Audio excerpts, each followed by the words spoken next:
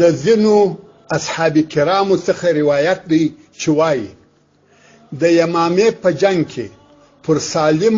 مولا ابي حذیفه په داسې وخت او حال کې ورغلم چې د وژل سو